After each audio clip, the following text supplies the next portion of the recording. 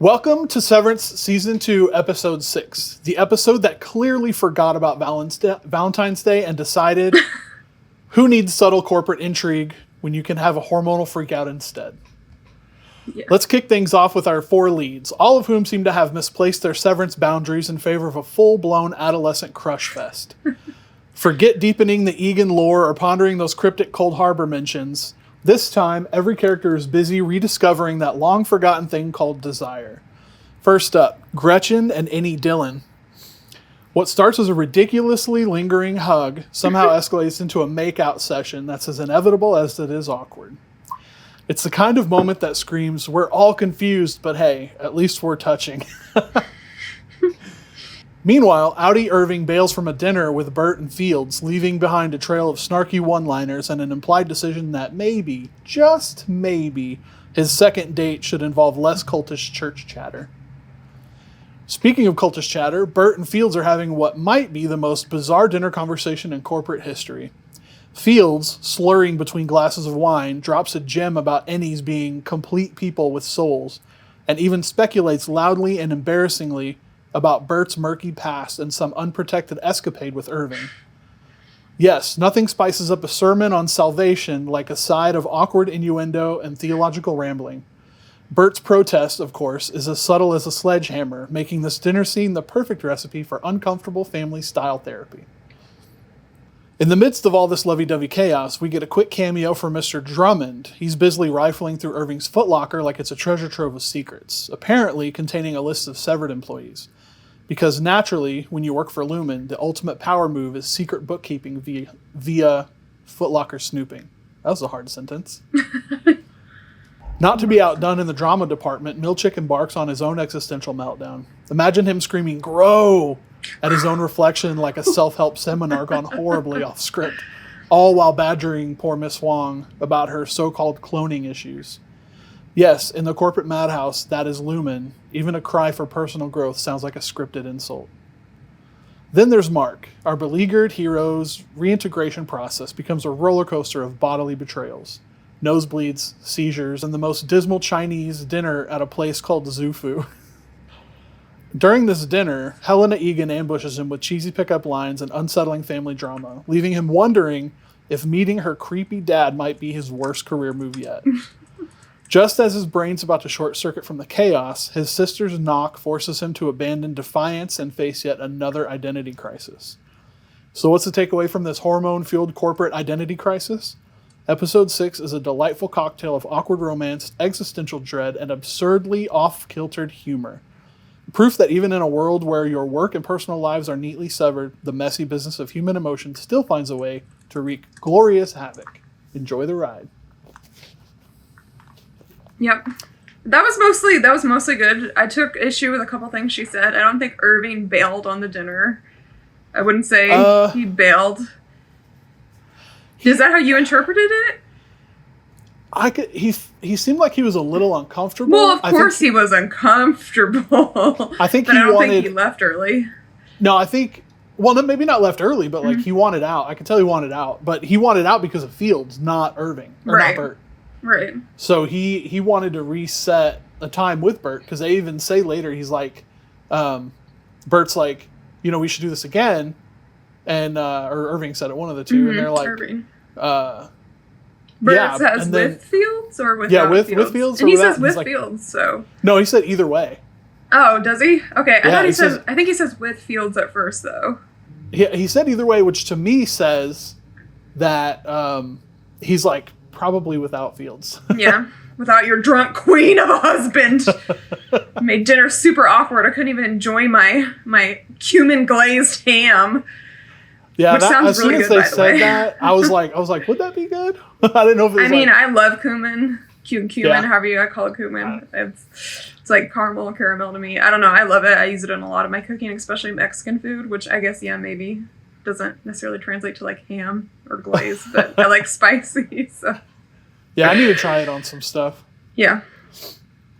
So the episode starts with Mark sitting there recounting with Rigabi. That's how it opens up. And he's talking about the his reintegration, his vision from the previous episode. Yes. Yeah, he was trying to figure out why they had her down there just spewing out facts instead of like being a person. Well, he's concerned. I think he's really worried about her. One of the first things that I remember him saying is like, she didn't even recognize me. But it's not like they were necessarily there having a conversation. It's almost like he was observing her as like some kind of like omniscient figure. At least that's how I perceived it. But he sees her, first of all. That's the first time he's actually seen her face. You know, Outie Mark has seen her face in 5 years. That's how long she's been dead, right? Well, I know. No, I think it was 2 because he's been in Lumon 2 years. So yeah, it's been probably around 2 years. So he recognizes her. My first thought would have been like, who did that to her hair? That's terrible. No, I'm kidding. But you only saw her for like 9 frames. Yeah, I know. And the interesting thing is, I don't want to go too deep into it, but we later see her in the episode looking more like who I assume the real Gemma is. Right. Where she has like a normal, cute haircut that's maybe about my length. Right. Looking a little disheveled, which I have some thoughts on why that might be as well. Let's stay on topic though. I'm going all the way. Yeah. We're not quite there yet. We're not quite there. Yeah, the next thing we see is them. They're at work talking about the thing behind the poster, which, as you said earlier, doesn't really flesh out this episode. There's like really nothing that happens from that. No, it's obviously just setting us up for next episode or later on this season where they're gonna. Unless they go on an Irtbo instead of an Ortbo, maybe they're inside an interior or an indoor. Whatever the Ortbo stood for. Yeah. They try to like convince, I think, Dylan Briefsky to go check it out, and he's like, no, I want to be on my best behavior. Yeah, he's like, I don't want to get in trouble. He's still seeing Gretchen. He's still getting his whatever. What did they call those sessions with their loved ones? I forgot what they were called. Outie something. Yeah. Just family time with Gretchen. Yeah. So he's like, that sounds like a TV show. Or like family time with Gretchen. Something like that. Right. Yeah, and I remember he opens up after they have that conversation, Mark opens up the fridge, like you said, and he's like seeing his fridge at his home, and then the actual Lumon fridge. So then after, like, Innie Mark sees his outside house, which is still full of that breast milk stuff. Yeah, gross. It cuts to Milchick up in his office, and he's talking to Miss Huang. And he says that he had his performance review, and then he asks her if she can man the floor while he's gone because he's got some stuff he wants to do. Yeah, and he says to her, "You cannot graduate from this fellowship until I have deemed you the wintertide material." Right. So, which sounds like some kind of pageant title. I was like, wintertide material. But obviously she's there as like an intern or like an apprentice of doing a fellowship. She's in a fellowship, yeah. Right. So she's obviously going to work in, I would assume, his capacity. Yeah. Doing what he does, possibly for another branch that we learned about in the Lexington letter. Right. But they said wintertide. And to me, that sounds like one of the names of the files that NDR is working on.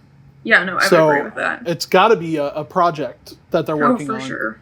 Kind of like the Glasgow block or the Cold Harbor, and then I don't remember what the name of the file was that Peg was refining in the Lexington letter. I don't remember the name of that, but it sounds like one of those names.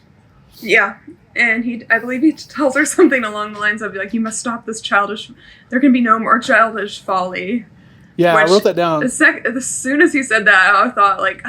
Milchick, there you go again with your big words, your extremely formal language that is going to be upsetting to most people. And I kind of get the sense that she's the one that complained about that anyways. I think that would make sense with her being like a young person.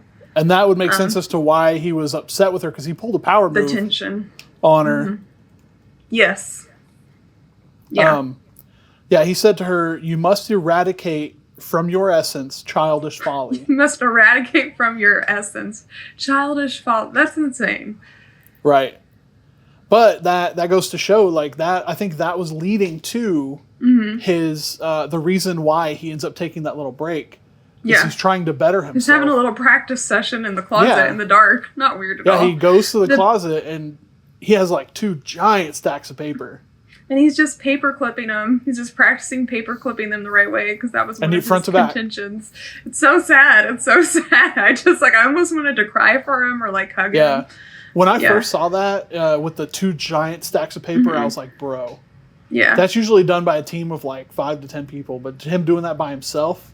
That's also like such like once you do something so many times, I think it's almost like he sees himself as a robot that needs to be reprogrammed, but that's just like human error. If you do something so many times, you're eventually probably going to make a mistake.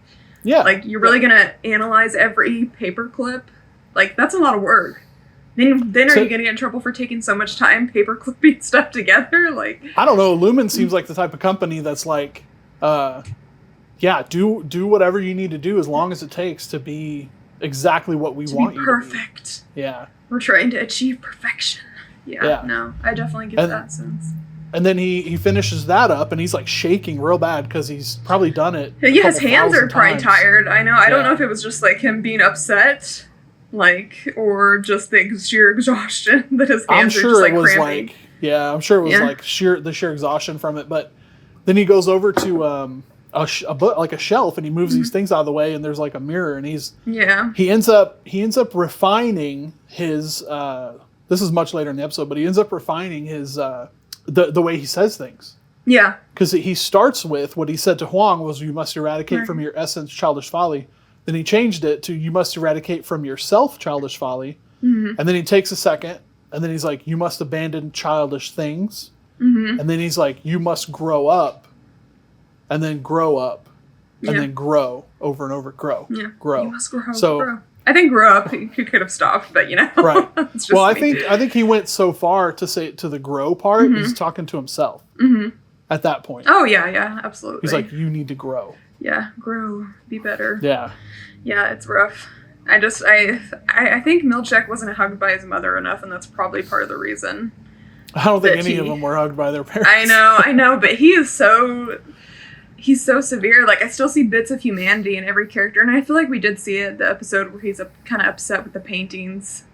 Yeah. The, like, blackface cure paintings. I don't know what else you would call them. They just felt really insensitive in every way possible. But he tried to level with Natalie. She wasn't interested, so he's like, okay, I did my best. Now back to not being human is kind of what it feels like. I was hoping he would kind of have, like, an explosion and, like, leave Lumon, and that's how Kubel was going to end up back in the picture. But he's still hanging on. He seems really devoted to Lumon for a reason that I don't understand. So yeah, I hope they flesh that out, because I really want to know, like, why so many of these people have chosen to go to Lumon.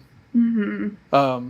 Because Helena Helly she's a nepo baby, and then you've got Milchick. Like, why did he choose to do it? Right. What is he getting out of this? Right. I mean. Maybe he makes multi-million dollars a year. I don't know. It could be. I mean, but because what he did to himself, that with the paper clips and all that stuff, that feels like military style, like, not brainwashing, but like just you're ingraining it in yourself to where you can't, no matter what, you can't make a mistake. It's like a guitarist who wants to be really good at a solo. You play it thousands and thousands of times, so you cannot mess up. Right. I guess that makes sense, yeah, when you think of it like that. It also seems like torture. But I don't like doing repetitive things, so I don't either. That's my nature, I think. But I feel like that's what he was doing, he's like, I have to do this so many times so that I will never ever do it incorrectly again. Even without thinking about it, he still won't mess it up. Right, but I don't know who says it, but Taylor is human, and you're humans, right? So as far as we know, he's a human, so right. Yeah, I mean,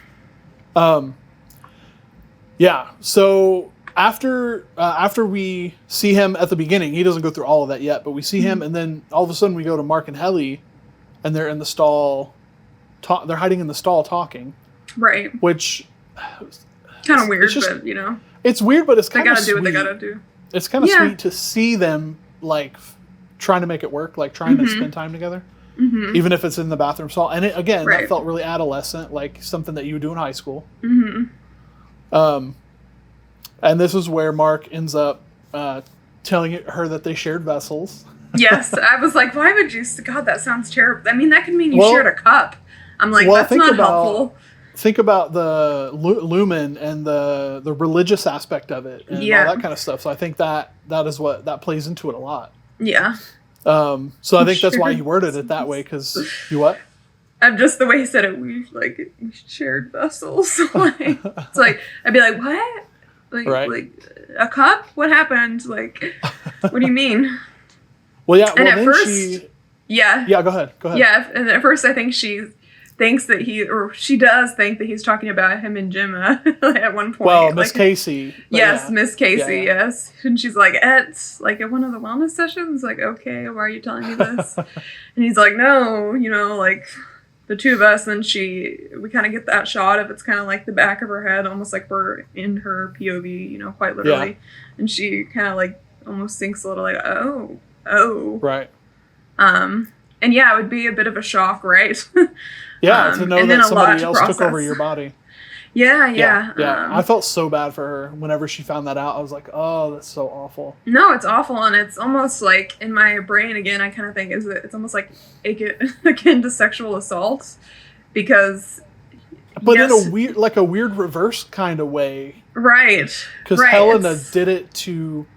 But is it that different than being drunk? And then people say okay. If someone's drunk, it's not really consent. If they're intoxicated or high or crossfaded or whatever it may be. Well, there's no really about it. It's absolutely not consent. Right. So it's like, oh God, my body was violated without me being aware of it. Like, I don't even feel different. Like, I would think, especially would that be the equivalent of like Helena drugging Helly? Yeah, drugging her and using her body. I mean, she was essayed by Helena, I guess, in a way. Right. Yeah. And then again, and this goes back to the other episode where we were talking about. So was Mark, in a way, yeah. In a way, yeah. I think it would even be worse for her though, because there's no question. Yeah. Absolutely. I mean, not only that. It would have been her first time, right? I mean, it still is later in the episode per se. But yeah, it's a weird thing because it's just so interesting to me because I feel like I don't know enough about like how much they know of the real world to like react properly to things. Like, do they even know if the consequences of what would happen if this happened outside of Lumon? And therefore, can they take it as seriously as they should be?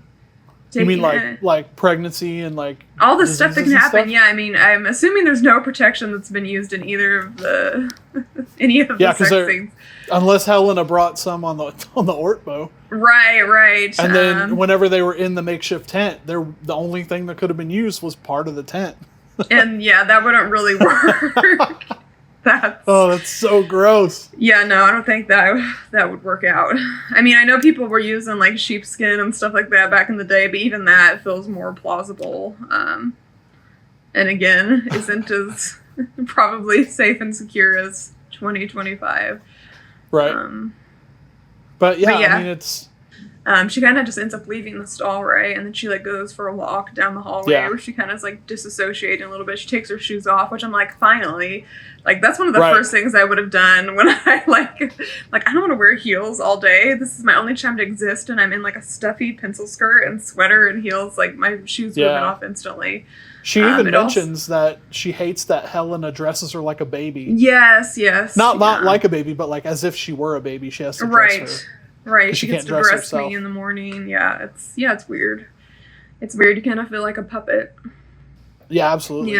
Yeah. She sits in the corner for a little bit and was on the verge of crying, I think, or she may have I was kind of curious as to where it would go. I would feel like a lot of people, and this maybe speaks to like Helly's like nature or Helly/Helena's nature. I would have probably cried like big time, like full blown crying. But she just kind of processes everything really quickly and kind of, I think, gets in the headspace mostly of, I'm not going to let her take this from me. Like, I'm going to go have my own experience. Like, she's not going to take this from me. She violated me. If she can violate me, I can violate her and have sex with her body too. It's like tit for tat. I don't think that's why she did it. I think. No, she said she wanted to have her own memories. Yeah, she wanted to have her own memories and own experiences. So she goes up to Mark and it's like, would you want to, basically? And he's like, well, yeah.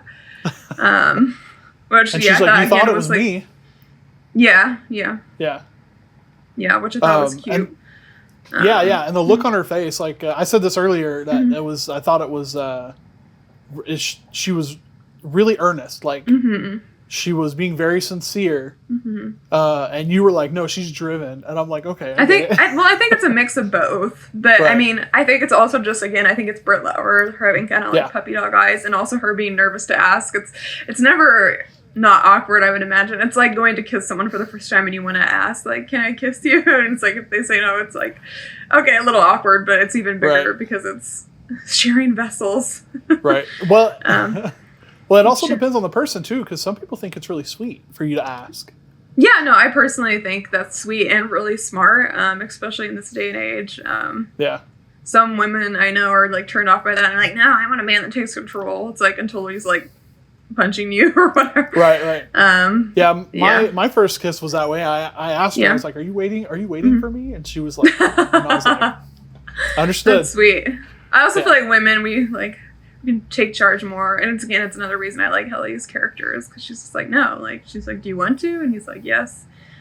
She takes them to it's like a real old office space. And the thing it's one that they haven't started using yet. Right, because they have the desks and they're in clear plastic sheets, which I'm like, there's really no added privacy to the fact that it's a clear plastic sheet, right? Well, it'd be better if it was like black. I thought it was sweet that she made it a tint. Yeah, she added some whimsy to the awkward office hookup. And the super sterile floor, that's the thing I always notice about all these rooms. I'm like, if this was a real office building, like even the shot in Milchick's office earlier, I'm like, everything, there's like one bonsai tree and then like a weird statue and that's it. And there's no other papers or anything on his desk. I'm like, this looks unlived in. Well, yeah, I think that's the whole vibe of Lumon is that everything is like clean and pristine and where it should be. But even the unused room is pristine, is my point. Like, there's not dust on the floor. There's not another one of those sheets or a piece of it piled up, a piece of tape, something that would... There was nothing. It was just so clean and immaculate. Something to make it feel human. But I mean, it's intentional. Can you imagine being a custodian that works at Lumon and you're just like dusting the same spots every It's kind of like what my grandma does. One of my grandmas, she has OCD and she cleans every day and she has different levels of cleaning that she calls it. Once a month she does what's called super, where she's literally cleaning the walls, the ceiling, just even though she does those regularly, she's now like soap and watering them, just like immaculate. Like, she would love them and she'd be like, oh, this place is up to my standards. I can't believe it. She'd be the one putting on the glove and then just like yeah, that's what she does. Yeah, I mean, she has the cleanest home I've ever. She's cooking and doing stuff constantly, so I don't know how she does it, but she does it. Well, she probably doesn't ever watch TV like we do. yeah, she listens to it in the background when she's working. I know, but yeah, no, she doesn't have a lot of sit down time. But hey, she's like 83 and still kicking butt, has no issues. Yeah, that's probably why. Is because she doesn't stop. Right, which is awesome. It's good for her at the same time, and it makes her happy. So, yeah. You wanna jump into? To finish that off, obviously they get it on, and then they share leave a vessel. And they have the share vessel. And then they leave and they have their, I called this, they have their little walk of shame moment. They share a walk of shame down the hall. It's not like quite, it's like, it's cute though, and it feels realistic. Like, we just did it, and now we're walking through the hallway together. And she asked, so, was it, I don't know, did she ask if it was different, or was it, surely she didn't ask if it was better. No, she asked if it was different with her. Yeah. And he's then like, that's when he kind of puts her against the wall. He answers by kind of putting her into the wall and kissing her, which was cute. Yep. Then he gets the nosebleed, or he thinks at first she's bleeding and it's a nosebleed, and I think at this point we can surmise that it has something to do with the reintegration process. Right. So they go to the nurse's office, which, who's the nurse? Miss Wong, who would have she does everything. Yeah, she does everything. That's the thing I've noticed about these characters, though. Like, even like when Helly was getting her chip implanted or whatever for the first season, wasn't Milchick like in the room? He was taking he's pictures, also like he's like also part surgeon or like assistant to surgeon. I don't know. Yeah, he was going around taking pictures at that point. But yeah, no, it's like watching one of those other shows, the Scrubs or something like that, where it's like the same characters do every part of it, and it's like that wouldn't really happen. but you don't want to watch some other character you don't know doing something. Right. So they gotta find a way to get them involved. Right. Essentially, she's trying to like figure out, the humidity has remained at a consistent 45% on the severed floor, so I don't know what else could be causing this. Do you have a deviated septum? She's trying he's like, I don't know what that is. Yeah, which again, that's one of those things. It's like, okay, so what do they know and what don't they know? They know how to have sex. They know states. They know types of food. It's like, it's just, I get so confused on what they do and do not learn, do not understand. I have a feeling, I would really like to hear Dan Erickson and Ben Stiller talk about this, but I have a feeling that what they've done is they've taken stuff that's like a certain type of memory and have let it, that's what is able to cross over through the severed process. But I think what they're doing in the show, like the actual Lumon, some of their studying is I think the part of the reason why Miss Casey / Gemma and Mark S and Mark Scout are so important is because they want to see if love or stuff like that is able to cross over into the severed memory or something like that. But then Mark and Ragabi go and mess that up by getting him reintegrated. So right. Yeah, we'll never know for sure. I mean, I feel like they might already love each other, though. I don't know. There's some type of love there, I think, for sure. Between Mark and Helly? Yeah. Oh, yeah, 100%. And Irving and Burr, right? I mean... Right. Yeah, it's... People have been severed for at least 12 years. At least. Or 20. Or maybe not. Or maybe 20. Yeah, as of a later... So my thought on that, since you brought that up, we can jump into that. Well, before we jump into that... No, I have lots of thoughts on that, too. Mark had a little bit of a reintegration thing. Not a little bit. He actually jumped out of the memory into the basement with Ragabi. Right. Like, we thought that was present day, but that's a memory. And he's actually downstairs at that moment getting his head. Which, oh my god, I had no idea how big the hole in his head was. I wrote that exact same thing. That threw me off. I'm like, why is it so big? Like, how is he okay? That's huge. That was huge. Like, huge. I literally said when she retracted the skin, I was sitting here watching this by myself, and I was like, what the? Yeah, it was so gross. God, it was graphic. I hated it. It was so gross. I don't know how medically accurate that is, though, because I feel like that would have closed up. No, you can't just put a Band-Aid over a drilled hole in somebody's head. Right. Well, I don't think when they drill, they don't drill down into the brain. No, because the way they implant is with that really not small. Well, did we see his brain? Needle. I don't think we saw. Did we? Oh yeah. The hole in his bone, and then there was a giant hole underneath that in his brain. Okay. No, I thought I didn't even realize that. I thought it was like just maybe you're watching like piercing. Maybe you're watching like a filtered version of it. Maybe I am. Yeah. No, you're using my account, so you're seeing the same thing I am. Right. So it was the skin was peeled back. There was a hole in his skull, and then underneath that was just a cavern that went into his brain. Right. And I don't know why they did that, because like maybe Mark was done differently than Helly. Right. I don't know. Yeah, so maybe. that was interesting. Yeah, I mean. So that. Go ahead. No, I'm imagining it's like most things. It's the process is constantly being improved, right? So maybe it is different. So what you said about it being a memory, and then they jump to present day. Yes. I didn't connect that. Oh. When Mark is out eating at the Chinese place, and Helly runs into him. Runs into him. Right. Yeah. She says, "I'm sorry about what happened a couple days ago, or the other day." Yes. About talking about the overtime contingency. That was 5 months ago. Right, yeah, that confused me too. At first I thought she meant the Ordbo. Right. Right. But then she specifically said the overtime contingency, which I understand why she would apologize for that, because unless they told him...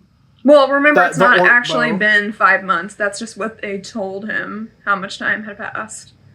That Outie Mark knows it hasn't been 5 months. It had only been a couple days, remember.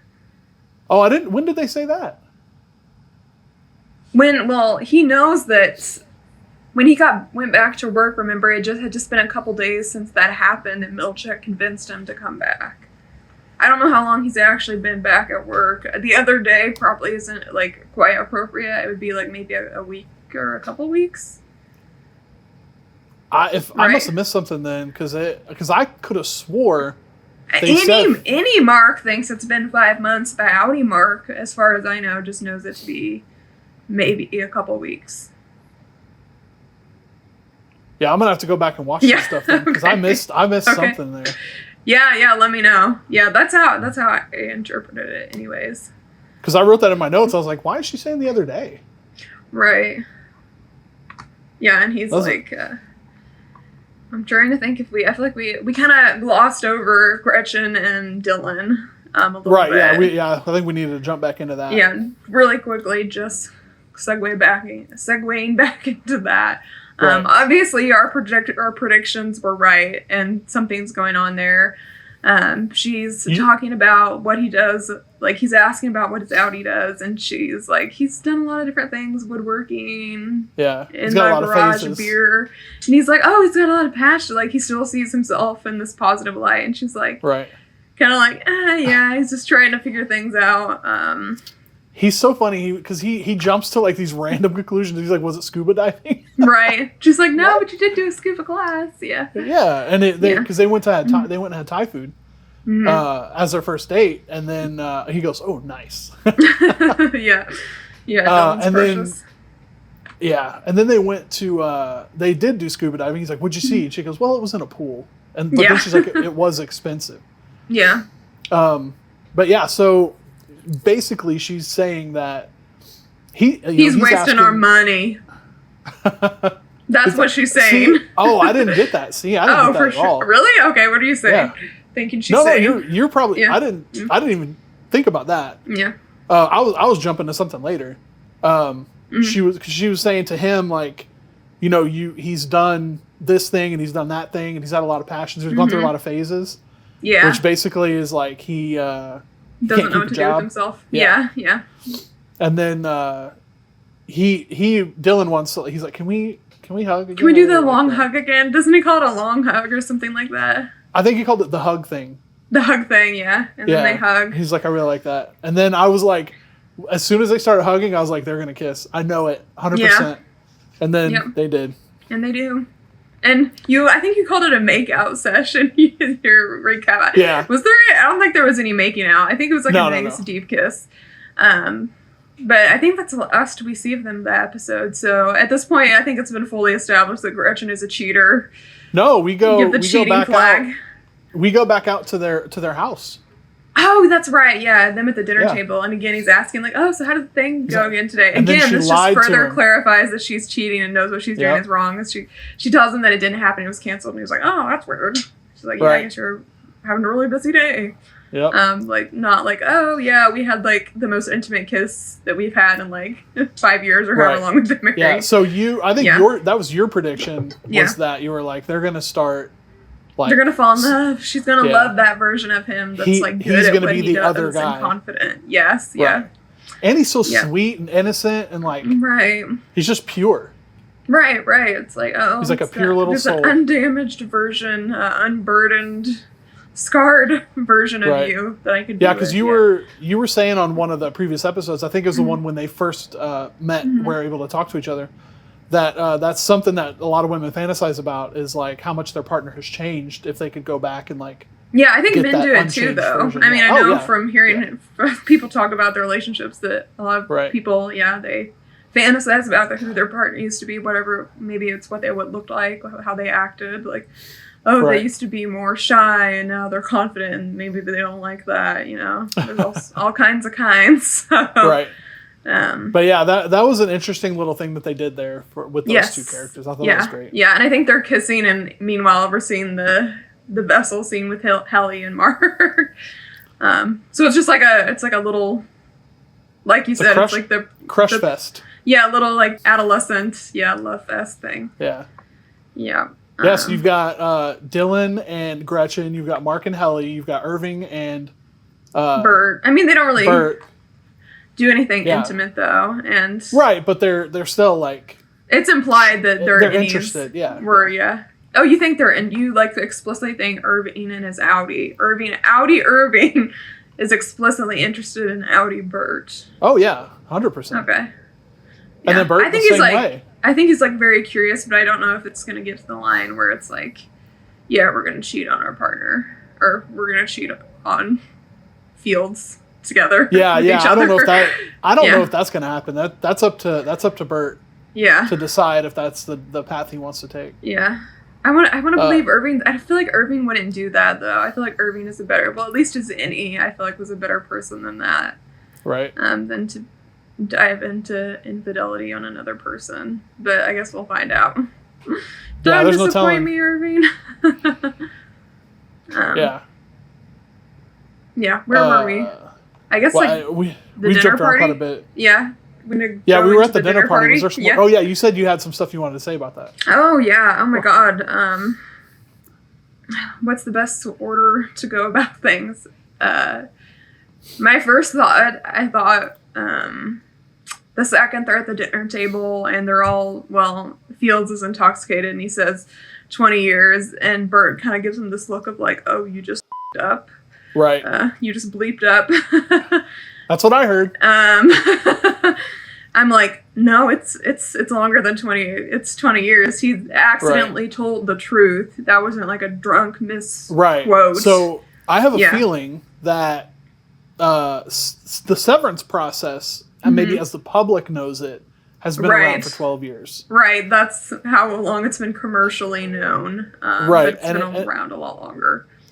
Either that, or it really has been around for 12 years, and Bert was doing something else for Lumon for the first 8 years.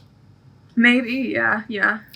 So I also am feeling somewhere in my body that Bert maybe was never severed and has been one person this whole time, actually.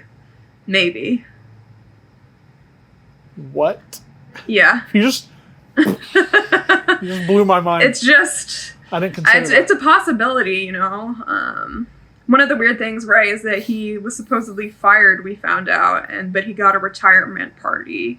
Right. I don't know, there's just these weird things that are connecting my brain that it's like, I don't know, Bert's either very involved and like more in the company than we realize, and is like keeping tabs on Irving in a way.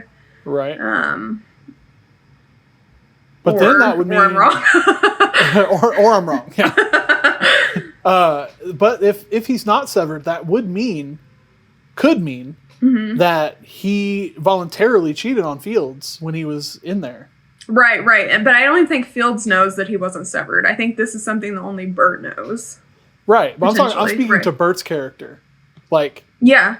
If he chose to do that, he willingly, and this whole going to church thing, like, so my Innie could be saved. I think he thinks that's probably actually a whole lot of hoopla. I laughed when he said, what made you decide to get severed? And he was like, Jesus. He's like, Jesus Christ, that's the one. I thought that was cute. But yeah, there's something like, I don't know if it feels disingenuous about him. Even the fact that he was like, that he was stalking Irving for so long. It's just weird. It's like, why are you doing that? He's just a stranger that knocked on your door. I get that that's weird, but I don't know. It feels like it could be deeper. And Drummond knows to go to his house to look at the documents, so he knows that Irving was busy. So Bert could have told them, like, hey, I'm getting him over at my house. Now's the time to go look through their documents or see what you can find. You'd be a much better investigator than I would, because I didn't connect those at all. I figured Drummond was on his own little path. Yeah. Bert was on his own little path. He still could be. This is just like some thoughts that I'm having that like they could be connected and working together in some capacity. I kind of hope it's not the case, because I want to like Christopher Walken in whatever he's in, because I like him. Right. But he can't always be a good guy. And truly, like, if he's a cheater, I won't like him. Yeah. I mean, he's already like a cheat. His Innie is technically. That's the other thing. He's like, so we could be together in heaven. I'm like, but he wouldn't know you in heaven, right? If it's just Bert's Innie that goes to heaven, he's not going to know Fields. So he's going to probably want to be with Irving. I mean, if it's the same consciousness, right? Like, right. Yeah, I guess Fields hadn't thought that far ahead. But what the heck, Fields? Like, you're getting old. It's time to start thinking about that. Right. He was tipsy, so there's no telling. Yeah, I felt bad for him, though. It all felt, like, sad and, like, I don't know. I sense strain and uncomfortability in the relationship for sure, so. And it could just be, hey, your lover's in the house, or your Innie's lover, but. Also, their kitchen was weird. Did you, like, peep the, like, they have 100 billion salt and pepper shakers or, like, pepper grinders up there on their is that what that was? kitchen shelf. Yeah, I was like, I had to pause it. I'm like, what is that? At first I thought it was like art maybe from different countries. I'm like, no, that's like... I thought it was like wood carvings or something. Yeah, I think it's like pepper shakers, like salt and pepper shakers. Which is, I guess, not a weird thing to collect when I think about it. I collect magnets, so I can't really talk. Right. Yeah. I was collecting video game systems for a while, but that got expensive. So I was like, oh, maybe I should do something that's an expensive hobby. Yeah. What I was going to get back to was Helly and Mark in the restaurant. Yes, yeah. So Mark's at the... What is the name of that restaurant? Was it Gufu? Zufu or something like that? Zufu. Yeah. Okay, I looked up the name of that because it like sounded familiar to me, and I think it's grandfather in Chinese. Okay. I don't know. That was just... It's not really a normal name for a Chinese restaurant. Like grandfather, mother, like... And if you look at it, I'm pretty sure the first 2 letters were blacked out too. Like the lights had gone out. Right. So it was just F-U. Yeah, that was funny too. And I didn't know if that was meant to be funny. But then I also searched up like what fu means, and fu means father. Huh. So again, I'm thinking like last episode when we were thinking the gym was like saying, Mark's guess you are going to be a father? I don't know. Could be. Because he did. I'm like, they're doing all this unprotected activity. I mean, I don't know how fertile Helena is / Helly is, but I mean, stranger she's things Eagan. have happened. You know they've been taking care of it. Oh yeah, I'm sure. I'm sure she's got top quality eggs. Everything about her is perfect. I never thought That's why I added red to my hair so I could look more like Helly. Right. It looks good. Thanks. Yeah, I think it's fun.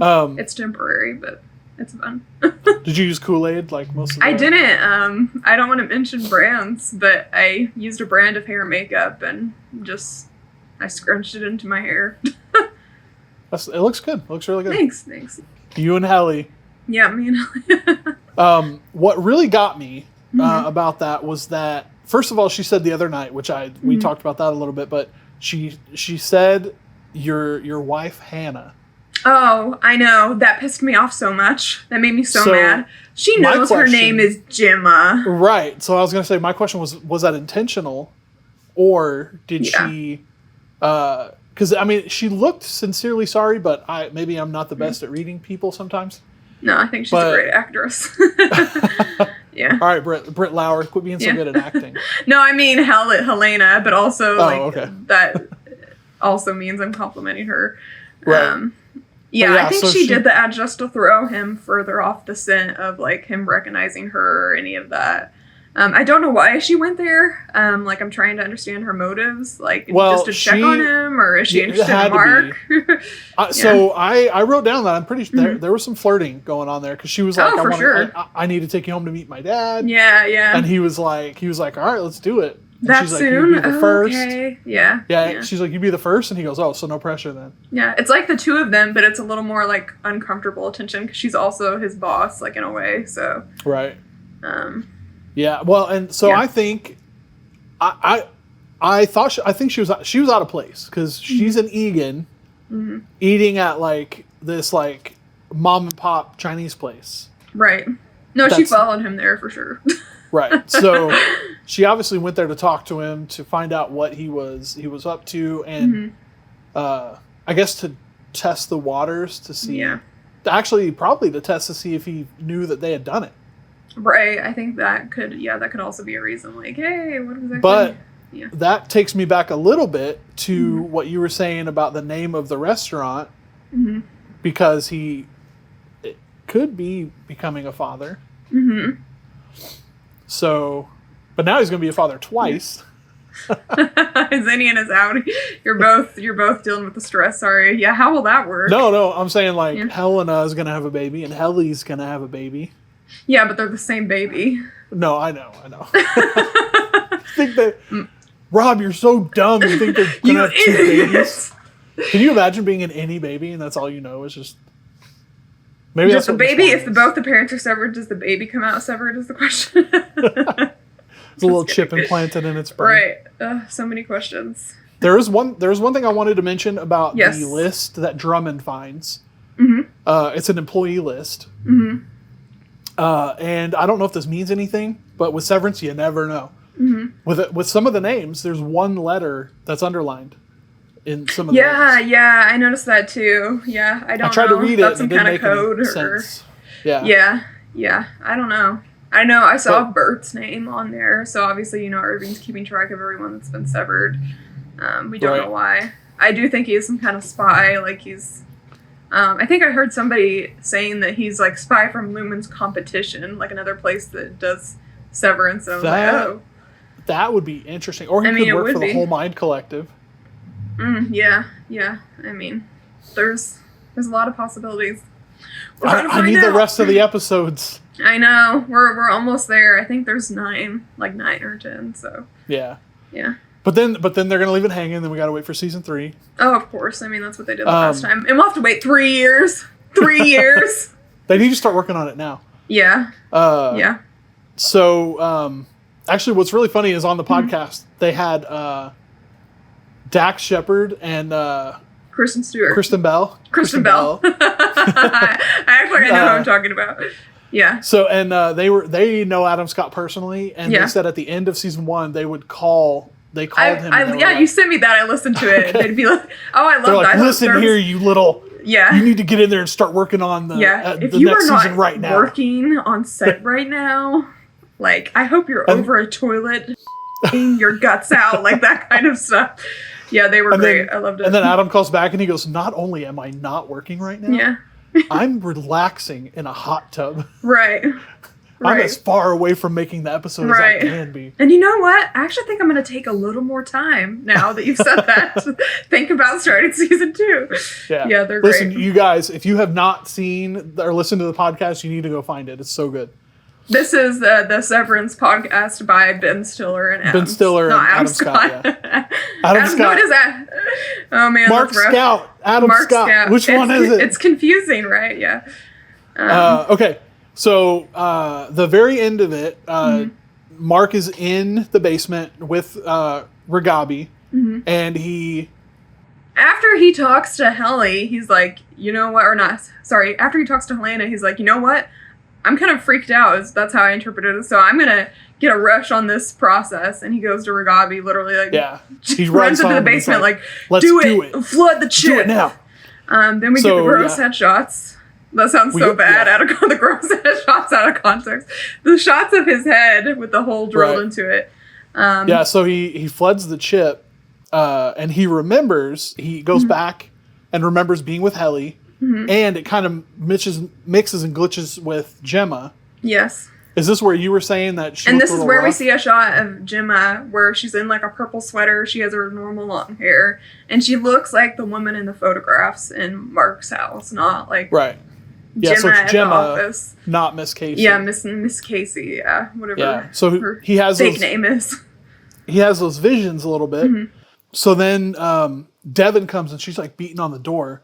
He's like, "My car's here." She knows I'm here. So he runs upstairs. He opens the door, and then she comes in and she's got ideas for what they want to do to try to do their espionage stuff. And he seemed okay with trying to like talk her down, except for the like profuse sweating situation. He was doing fine until he opened the fridge and then he started having he pours a glass of water. He starts having some reintegration stuff and he can't use his hand.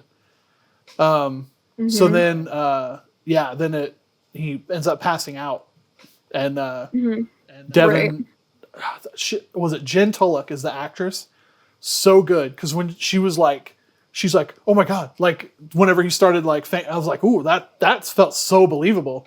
Yeah, and before he does that, he says something that makes me think he was having a stroke. He says like, "What's that smell?"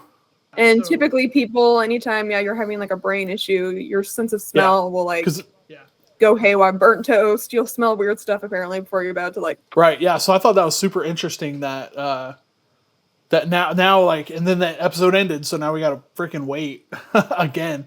So I had a thought just now. Is it possible that the little movements that he was doing with his hand could that have been reminiscent of what he would do when he was at Lumon, like moving that little trackball when he's doing MDR stuff? Because maybe I could see where if they had like done like a split shot of him doing that. To me, it just looked like somebody about to have a seizure. Right, he just couldn't use his limbs. Your hands and everything like cramped him. You're kind of like, what's happening? I think the Severance has gotten under my skin and into my brain so much that I'm like, everything means something. And I mean, you could be right. Yeah. He hits his head really hard when he falls, which made me really concerned. I did like a because Ragabi told him, bad. Don't move your head very fast. And and then he runs upstairs and then bonks his head as hard as possible on the ground. Yeah. So then it goes black, and that's the end of the episode. And I'm going to ask you this time, what is your prediction for the next episode? You got to give me a Zach Cherry response, though. A Zach Cherry response. I think that while Mark is passed out on the floor, he is going to have a full-blown fantasy where he is on vacation. Maybe he's with Gemma. They have multiple kids, and he is seeing a happier version of his life had Gemma not been in a car accident. Roll credits. Is that Zach Cherry enough? That's actually happy and kind of sad at the same time. Yeah. No, Zach Cherry would be like, they're going to go bowling. Just something really mundane. They're gonna go do axe throwing. Right. That was actually pretty fun. Somebody's gonna have a minor injury. Yeah, I like axe throwing. It's fun. It's a good way to relieve stress. You don't have to throw it near as hard as you think you do. That's a little tip for those of you who care about. Yeah.